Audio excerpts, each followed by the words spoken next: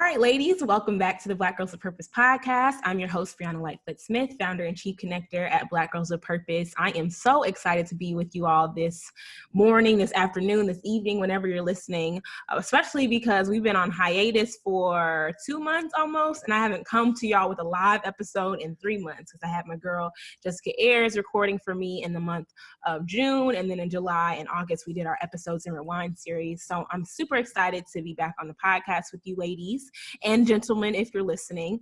I'm also really excited because I have the opportunity to bring to you all a friend of mine. She is a member of our Activate community with Black Girls of Purpose.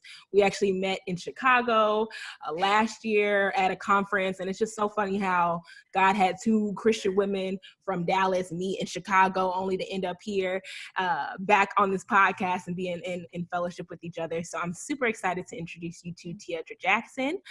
Tiedra is a Baton Rouge, Louisiana native who is passionate about equipping others to live a crowned life personally and professionally.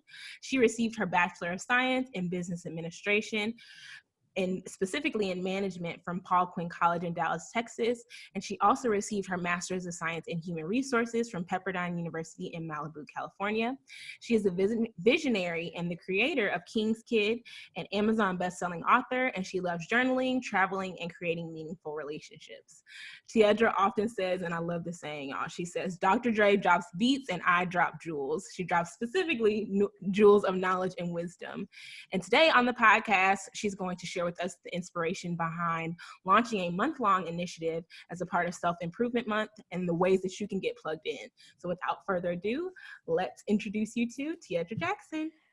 Thank you so much, Bree. I love you. I love everything that you do. And just know that by being in the community of Activate is how the whole theme of Self-Improvement Month came about. But we'll get to that later in our interview. But thank you so much for inviting me. I'm super excited.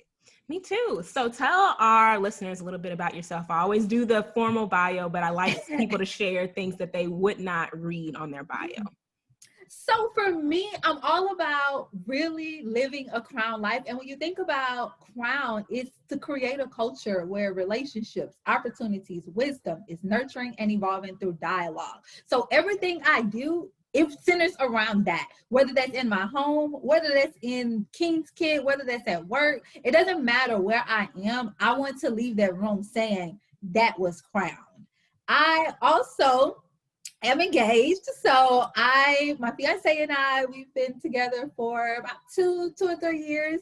I should know that actual date by now. I'm always the one that just don't know. I'm like, is it this day? And then we have a dog who we named Quinn. So I live in Dallas, Texas with my fiance and my dog Quinn, and we're a big, happy, peaceful family. So I'm just really excited to be here. And we're super excited to have you. I know you all were supposed to be married next month, right? September? Was it supposed next to be week? Next week it was supposed to be, wow. Next week, but due to the coronavirus and the pandemic, we decided to postpone our wedding. However, we still operate as if we are married. That didn't stop us. It just stopped the visible, what people see. It just stopped that part, which is why you shouldn't always focus on the day, because the day can get moved. So that's a whole nother podcast for a whole different time. Yeah. But I do think even with us having to postpone our wedding, it has allowed us to refocus on one another. It has allowed us to just have fun, and it just allowed us to honestly save money. So listen, yeah.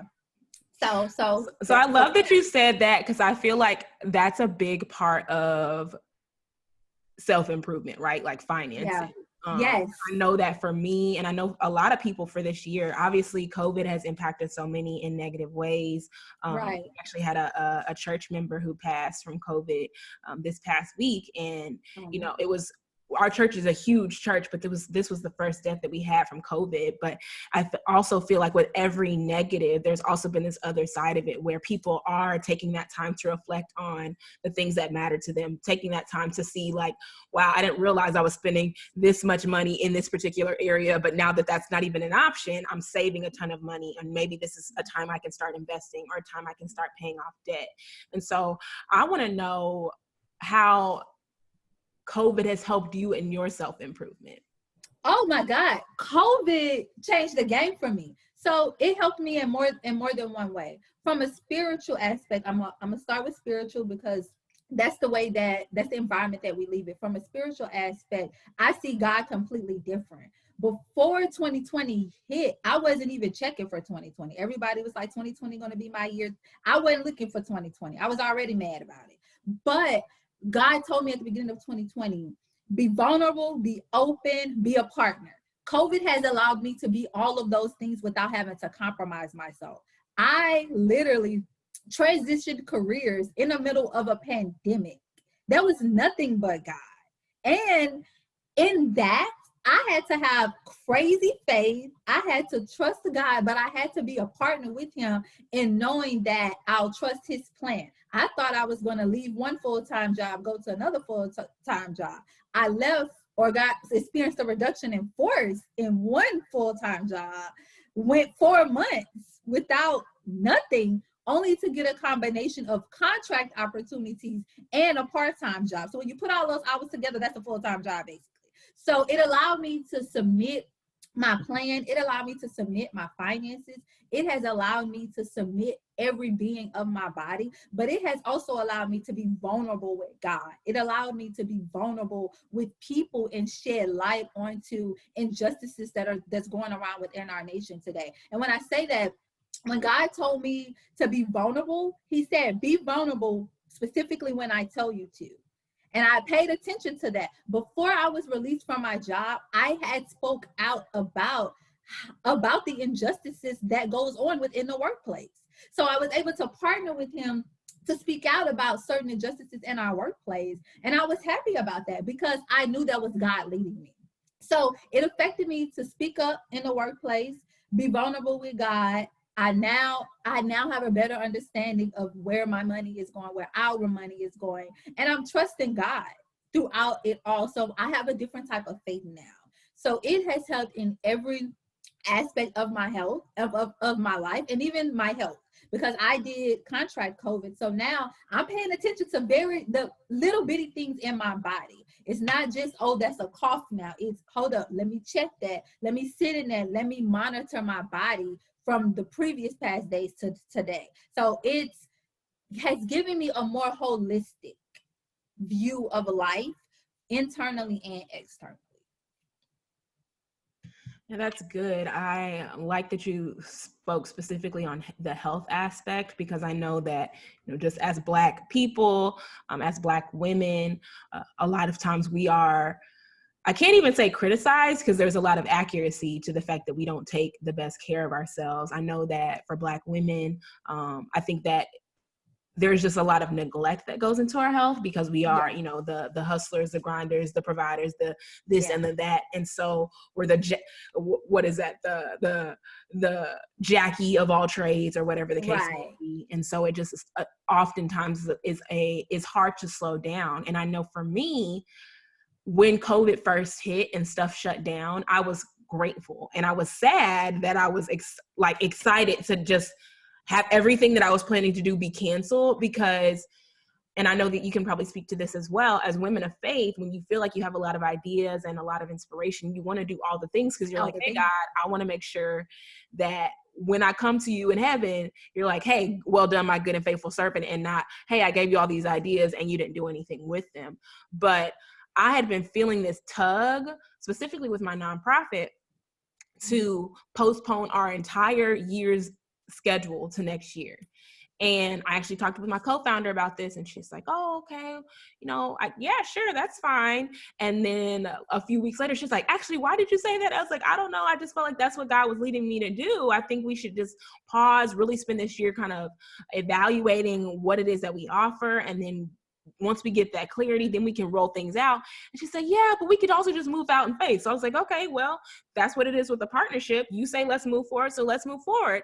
And then God had COVID hit. And I was like, no, you really were saying to postpone the whole calendar. So there was also just this piece with knowing what it looks like to operate in God's timing, and that, sometimes we feel like we're hearing from God to pause, but then that grinder in us is like, no, but I have to keep going. So how have you managed that, like that urge to be on your game? And even with you talking about, you know, having to transition from working full time to being at home for a few months, how did God kind of reshape your identity with that? I was forced to be in that pause. When you experience a job transition, so I was working in one function of HR, wanting to transition to another function of human resources, HR. And in that positioning, if you look on the news, it's millions of people that are unemployed. People are just taking whatever job they can have. So someone, for example, it could be someone that have 5 to 10 years of experience, but they're applying to a job that where they only need 3 to 5 years of experience. That takes me out of the ballpark. You know what I'm saying? That takes me out from an experience standpoint, because I don't even have what corporate would say solid experience in the area that I want to transition to. And what you have to understand is organizations are made up of people. People don't know how to navigate this COVID thing. So there have been many times where I've experienced, I'm applying for a job, interviewing for the job, make it to the second round, and there's a thing of silence. I had to learn to sit in that silence. Then I went to a place to where I got uncomfortable in this silence. Like, God, where are you? Like, this is the promise. Why are you showing up? Why aren't these organizations responding? I started doing Bible studies. After I started doing Bible studies, at this point, I felt like I hit a place of grief. So I'm in my house every single day, and I don't know what emotion I'm gonna have. I would sit at the couch with my fiance, and we're having a conversation, and I just start crying. The next moment, I'm laughing. You didn't know what emotion you was going to get from me. And I had to sit in that. I had to tell God, like, I'm not happy with this. This is not what you promised me. This doesn't feel like a crown to life. I don't feel like I'm crowned for this. I don't feel like I'm getting what you promised me. Why? Why did you do this to me? And a lot of times it was a purifying process. He had to that was his way of purifying my heart. That way, whenever that job do come, and it did, I wouldn't give nobody else but the praise but him. And he positioned me in a place not from where I could be prideful, but from where I could walk in peace, I could walk in clarity, and I could walk in my crown and owning that and knowing only God can give me that. It was also from a place of not allowing finances to become my idol, because I had a specific dollar amount that I wanted. And I'm gonna be real honest with you, Bree. I didn't want the dollar amount because, oh, it's something that the market says. The market was a part of it, but I put work in. I put the work in to get paid for what I wanted. But we have to know that God will restore, and we have to know that he will give us in our timing. So when I got the dollar amount, and it wasn't what I wanted, I had to submit to that too. I was forced into silence because people didn't know if they wanted to hire. I was forced into silence because I'm competing with thousands of other applicants. Organizations, applicant tracking systems tripled, quadrupled, because everybody's applying now. The market is hot now. So I had to sit in it. I had to wait in it. I had to affirm myself in it. My mirror to this day still has, I am crowned. Before there's a blessing, there's a breaking. I am worthy. My mirror still have that on it, because just in case if I ever forget, I can have those reminders from when I was going through that. So I was forced in it. But just as I was forced in it, I had to force my way out of it with the word of God and with affirming myself over and over and getting community around me to pray over me when I just couldn't pray for myself. Yeah, that's good. I think community has definitely been saving grace. And I think we've also seen just how fluid and flexible community can be, because obviously most of us are not in community physically with people outside of the people that we live with, maybe family members we might have ventured out to see. But I know, we talked about the Activate community earlier, and I know that was a great group because of us. It was great to be around a group of women who all felt like God had put a burden on their heart to do something. And I know for me, the thing that I love and still love to this day, I mean, even with this podcast, I love seeing the different giftings that God has given his children, you know, to be able to say, wow, this person is an HR professional. Wow, this person loves dentistry. Wow, this person is a gardener, you know, and how he uses each of those things to bring him glory. And so for you, as someone who is in the HR field, who also has this other organization, like how have you seen God use your giftings in the different roles that he has had you in since you graduated from school and just are doing things on a daily basis? Oh, that's a really good question. And I've seen the evolution. So when I went to school, I knew I wanted to work in HR. I knew, but I didn't know about the different functions of HR. So I started in one function, which was recruiting. And I was like, this is cool. I'll see what I could learn. But then with my organization, with King's Kid, I was doing a lot of training, a lot of facilitating. And the question that always came to mind is, if you could do something for free, what would you do? And that's what I was doing for my business. I was doing it. I was volunteering. Anytime somebody needed a speaker, a trainer, a facilitator, a panelist, I'm trying to figure out how I can get there. I saved my vacation time for two reasons. One, for actually vacation, because I believe you should use your vacation time. But two, if those opportunities came and I needed to take off, I had the time to do it. So as I hit a rough patch to where I enjoyed doing the work for free, then I was doing the work for my actual salary. And I'm like, okay, God, we need to switch this up. And that's when I started to research like the industry of training, development, facilitation. I was like, hold up, this is a whole career. I could do this. So then it was, God, how can I make this switch? I had been trying to transition careers since July of 2019. I'm just now making a switch officially.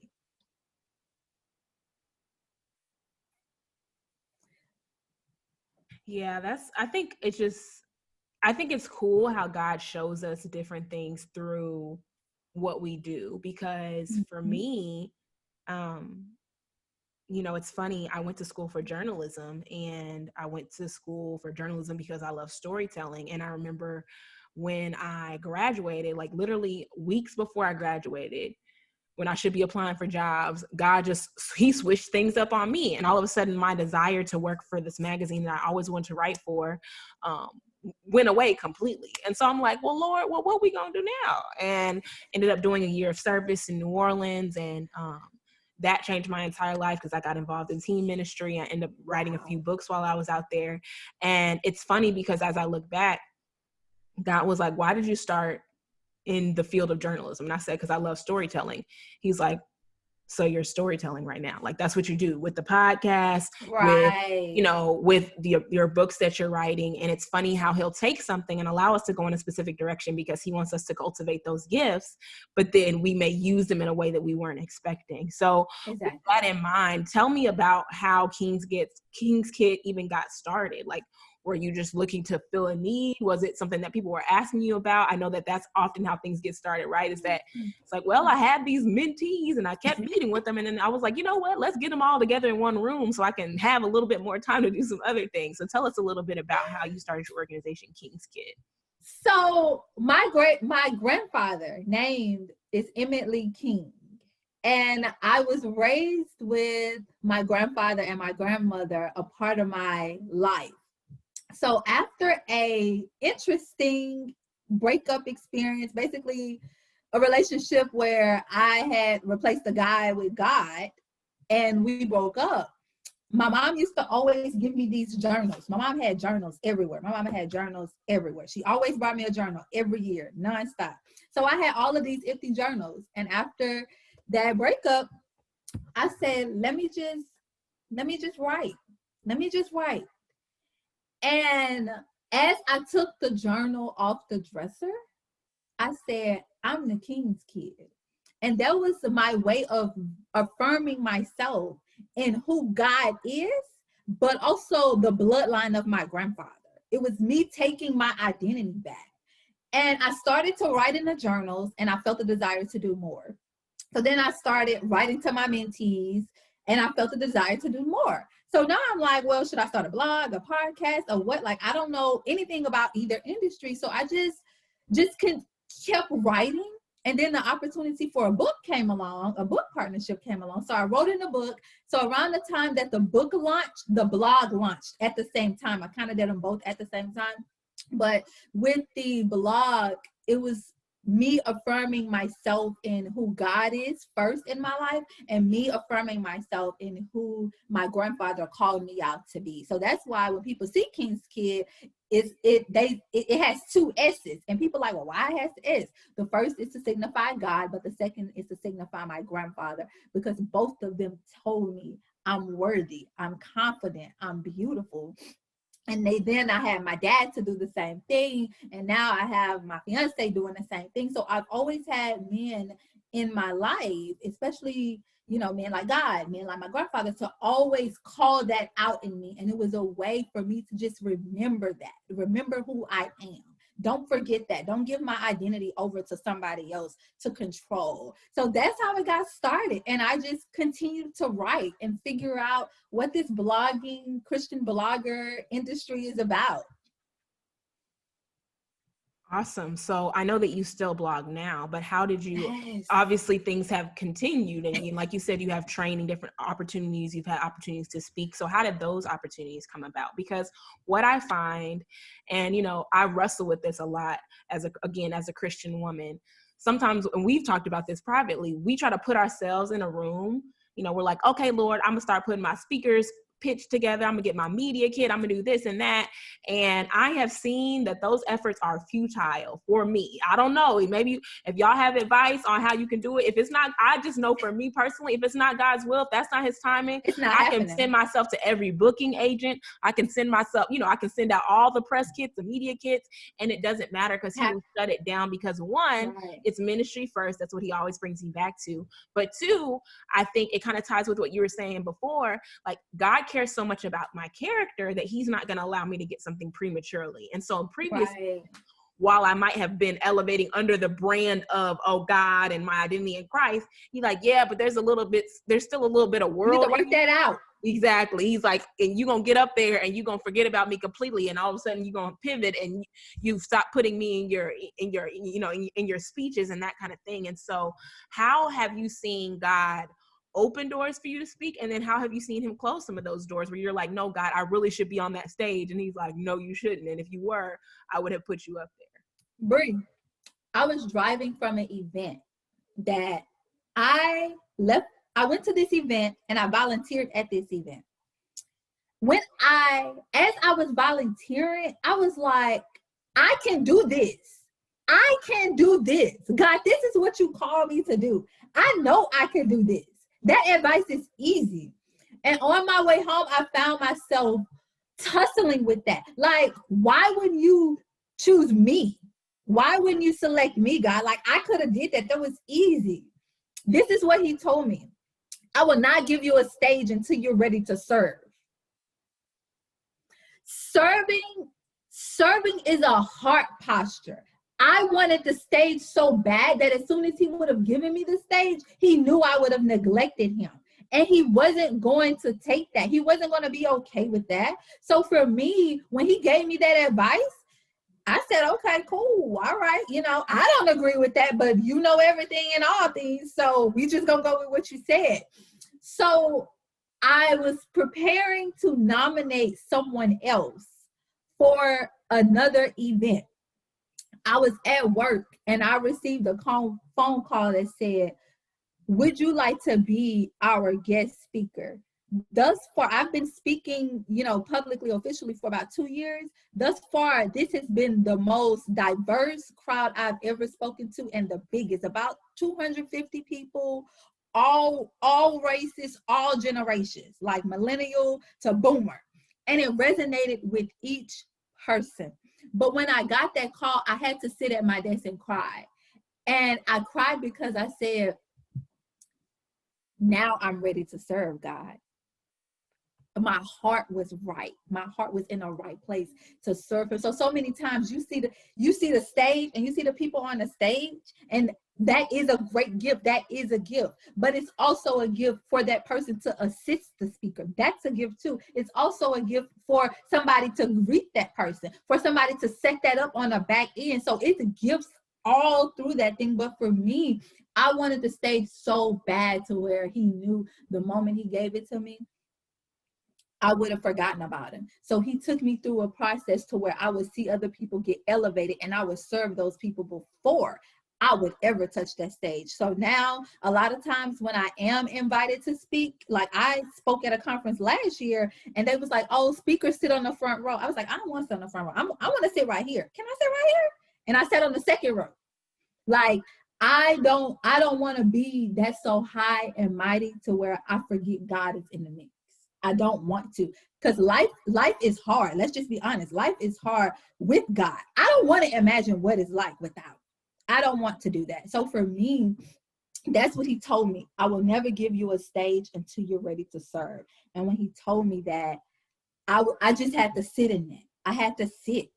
And it was uncomfortable because you don't want to look at yourself in the mirror and be like, well, my heart is good, God, knowing darn well your heart not good. Don't be going to the throne lying. Let's be honest. Girl, that just spoke to me. Just that, even the willingness to sit in the second row, because I know there was an event I went to earlier this year before everything shut down, and a woman had come up to my table and she was asking me about my book, and just a really awesome woman to talk to. And then when the speakers came up, she got on the stage. I was like, oh, I was just talking, and I loved her humility, because there was nothing about her that said, I'm a speaker and I'm untouchable and please, keep your distance. Like, she was very relatable, and it made me pay that much more attention to what it is that she had to say.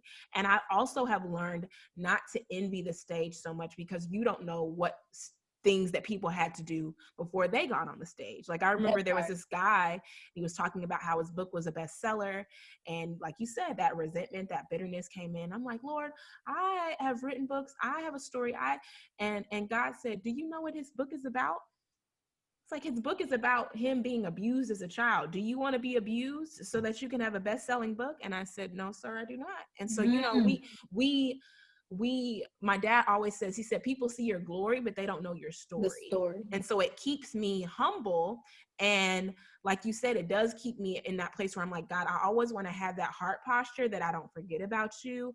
I always want to have that posture where I want to see the woman in the crowd, because it's not just, when we were younger, it's like, oh, I want to see the teen girl. No, I also want to see the woman in the crowd who's probably thinking the same thing. Like, dang, I should be on that stage, and be able to relate with her in such a way where she's like, but I'm glad that she's saying something. Because you also, sometimes you meet those people where you're like, Lord, I don't think they should be up there. They don't even have a right attitude. He's like, one, you don't know what I'm doing with them. Two, at the end of the day, it's still not about, like, God, we don't get to choose who God chooses to use, Yeah. So we just have to keep that heart of humility.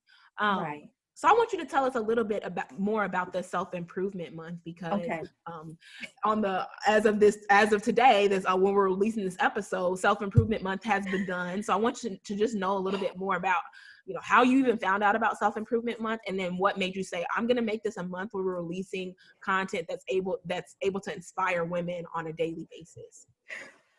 So that goes back to making sure you're in alignment with God. So I was planning to have guest bloggers on the blog. So I'm like, if I'm going to have guest bloggers, they need to know what they need to write about every single month. So I started to research what is in alignment with what I talk about on King's Kid: personal development, professional development, lessons learned from others that are your mentors, things of that nature. So I discovered Self-Improvement Month, and it's a month for you to set goals, and celebrate yourself.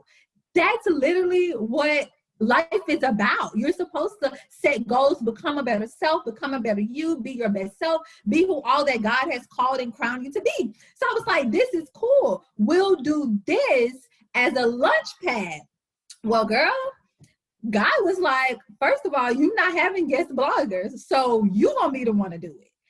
As we talked about offline, my wedding was supposed to be next month. And I told God, I'm not planning a wedding and self-improvement month. Last year, I did self-improvement month, and it was a lot of just ideas that he's given me in regards to time management, journaling, resting, and people loved it. Like, I received good feedback, so I'm like, I'm gonna do it again this year. Well, when the coronavirus hit, he like, well, sis, your wedding postponed, so you got time today. So I'm like, so what am I gonna do with this whole month? So I posed this question to the ladies in our Activate community. And I said, y'all, I did this last year, and I really feel like God is leading it on my heart to do it again this year. So they were giving me I had a sheet of paper, one sheet of computer paper, front and back, with ideas that they had just given me because I sat in the hot seat.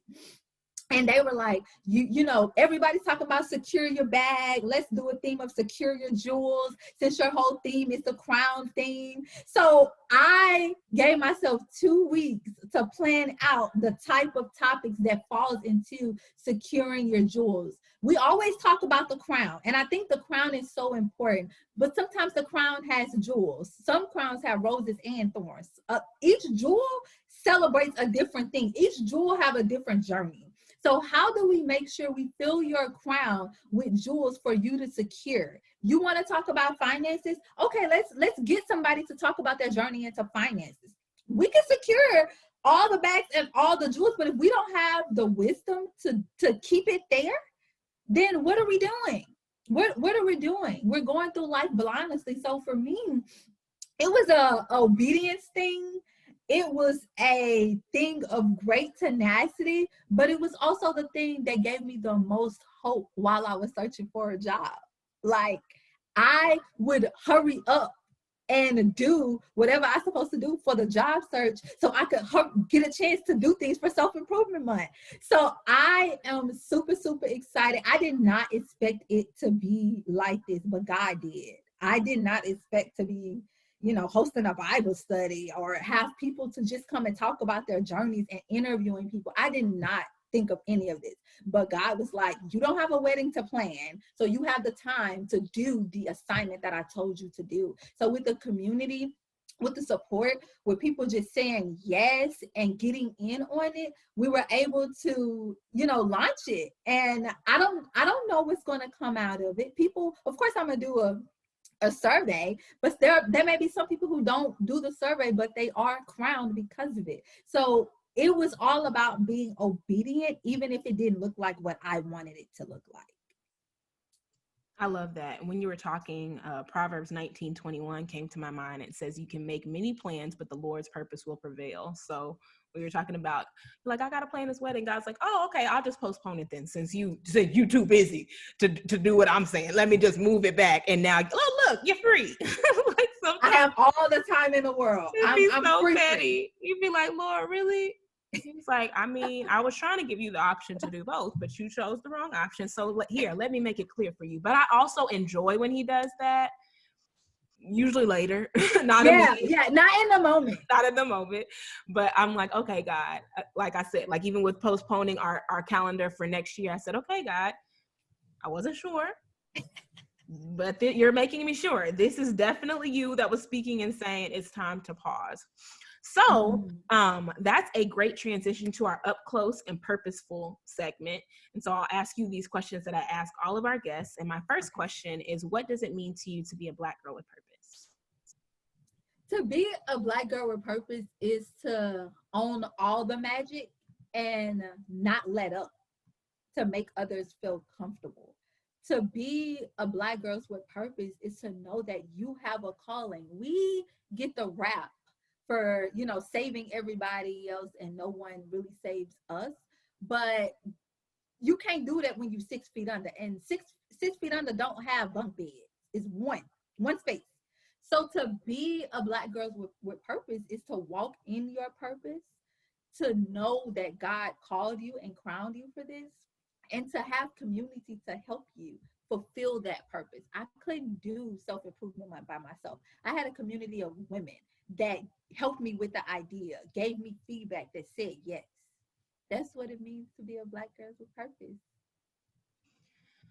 Obviously, I'm completely obsessed with community. Literally, I have a life mission statement, which is I connect women to Christ calling in community. Community. So, and because that purpose part is so important, like community is so important with your purpose. And I can even say for me, there are so many things that I'm like, I'm giving it up. And a sister will be like, excuse me.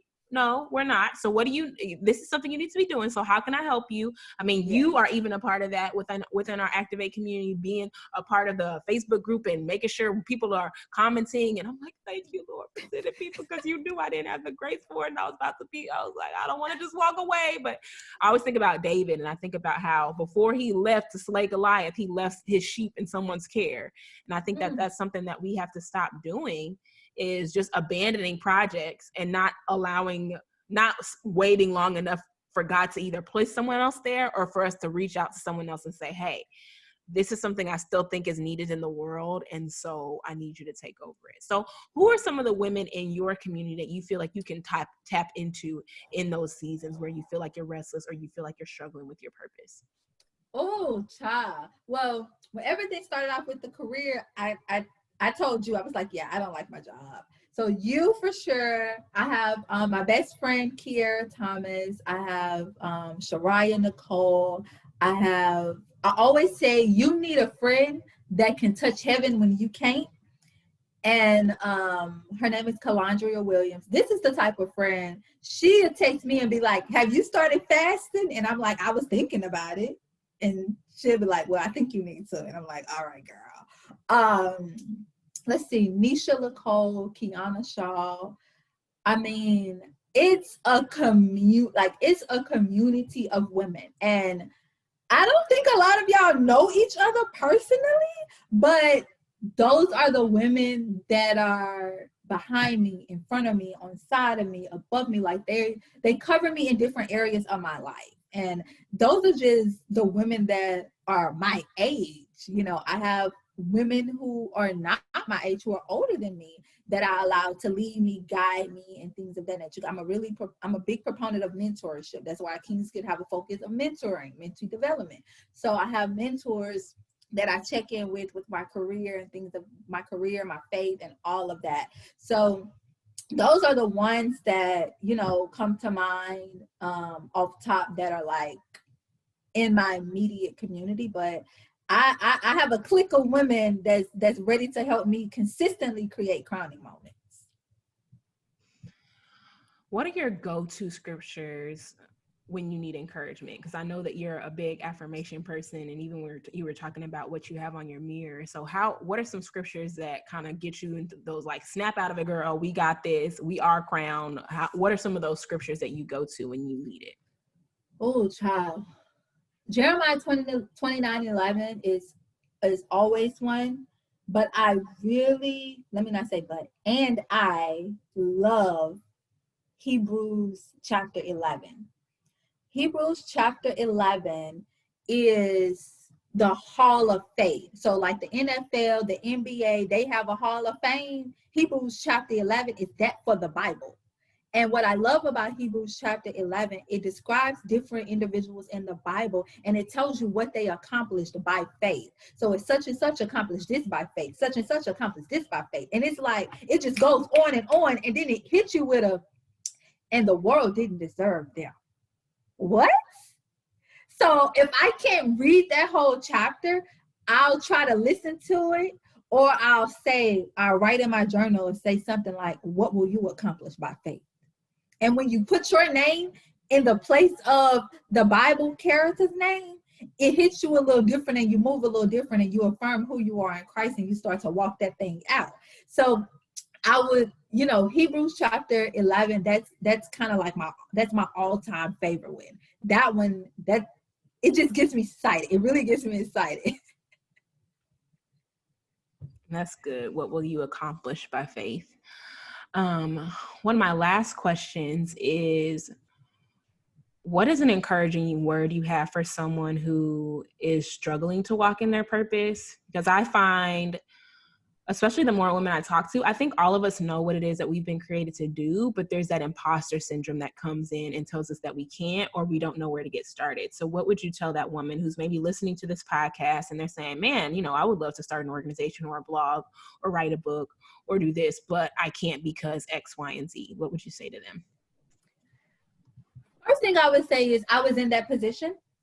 The second thing is you have to move past your fear, and you have to cross out fear with a black pen and put faith with a red marker or a highlighter. Your faith has to be bigger than your fear. You have to trust that God will move on your behalf. If you're his child, you're his king's kid. He created you before in your mother's womb, like he created you. So if he's done all of that before you were even born, he can do it now, but we have to be intentional about seeking him. A lot of times we don't know, or we don't have that confidence in him, because in my experience specifically, I didn't spend the time with him. So spend the time with him, get in community with him, gain clarity around who he is and his promises, and start to walk it out. Don't start small. I mean, don't start big. Start small. Start beta testing out. So many times when we do things, we want to launch it all out. Start small. Don't despise small beginnings. So the goal is to just start, but have faith in God and have faith in yourself, because you just might not know who you're saving from that. You're saving yourself. Absolutely. I think with every woman that I've talked to on this podcast, and I don't even know how many women we've interviewed over the past 2 years, but everyone started with feeling like a need for themselves, you know, not even from a nepotistic way, or, you know, like, oh, I'm just worried about me, but like, this was my saving grace. Like I had to create something to keep from going crazy, or I had to do this because I felt like it was the only thing that gave me meaning. Or even like you were talking about with self-improvement month, like I was in a season where I was really disappointed with what things were happening with my job. So this gave me something to look forward to. And so that's really amazing. I love what you said about your faith having to be bigger than your fear. It has to. Second to last question, what do you find yourself most grateful for in this season? Because I think that, as we spoke about earlier, COVID has been a year, 2020, so COVID has been given us a year of reflection. So what do you find yourself most grateful for in this season? Life, and life more abundantly as he promised me. When people look at me, when people may find out that I went from a full-time job to a part-time job and wonder how can I call that blessed, that's because God still provided. We went from 2 incomes to one income, and even with doing that, we were still able to pay our tithes consistently and pay ourselves. So I'm grateful for life because I'm able to do all of those things. I'm able to work with King's Kid. I'm able to go for a corporation. I'm able to work in my home. I'm able to connect with my community. So more importantly, life. And I cherish life a little differently now because I had COVID, but I wasn't in a hospital on a ventilator. I had COVID and I was in my bed. That makes you, it makes your story a little different. So many people are just now finding out I had COVID. They were like, well, you don't look like you had it. You don't look like what you go through a lot of times. So more importantly, life, and life more abundantly. Great answer. So I know that I'm the first interview for Self-Improvement Month. Friday, September 4th. But how can our community, our Black Girls of Purpose community, sign up for Self-Improvement Month? Because y'all, when I tell you T has something for every single day, like there's a 2-hour break from your phone on the weekends. There is, like she said, there's a Bible study every Tuesday. So even tonight, as if you're listening to this on September 1st, there is a Bible study tonight. She has interviews with so many different women talking about rest, talking about motherhood, talking about just so many things. So you need to get plugged into this movement. So how can our community sign up for the Self-Improvement Month? So everything is on the website, www.kingskid.com. And there's an announcement bar. And when you click that bar, it'll tell you all about King's Kid. And then you can go and get your downloadable guide. I'm so excited. I listened to the videos while I had COVID. Before I sent it out to my speakers for approval, I listened to it and I was like, God, this is amazing. Like, I just smiled. So I'm super excited, and I really just pray that it blesses others the way that it blessed me, the way that it blessed my guests and my sisters. I'm just so happy. But everything is on the website, www.kingskid.com. Awesome. So y'all heard her. Go over to kingskid.com, KINGSSKID.com. And then how can our listeners stay plugged in with you and connected with you and the King's Kid movement? Oh, I'm on Instagram, KINGSSKID. I'm on Facebook, KINGSSKID, and the website, KINGSSKID. And even my personal page is connected to that, but I'm barely on there. So everything is all Crown Life, all King's Kid. But just, connect with me, and let's seek and create crowning moments together in Christ. Awesome. Well, thank you so much, T, for being on the podcast. I really enjoyed having you. I really want you to share one jewel. I want you to crown our listeners with one jewel before we sign off. Okay, one jewel. You don't have to compete or compare when you know that God has already crowned you. Drops the mic. See what she's talking about? Drops. You see how y'all? Do y'all see how she just came off the dome with that? Okay, I just want y'all to go back. If y'all are on your iPhone, click that 15-second button and just listen to that again and again and again. You don't have to compete or compare when you already know that God has crowned you. Boom. Put it on your phone. We're going to make that a downloadable screenshot. Downloadable. That's so good. That's so good.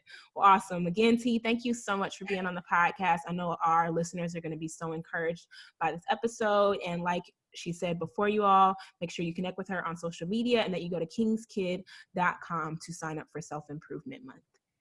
Thank you.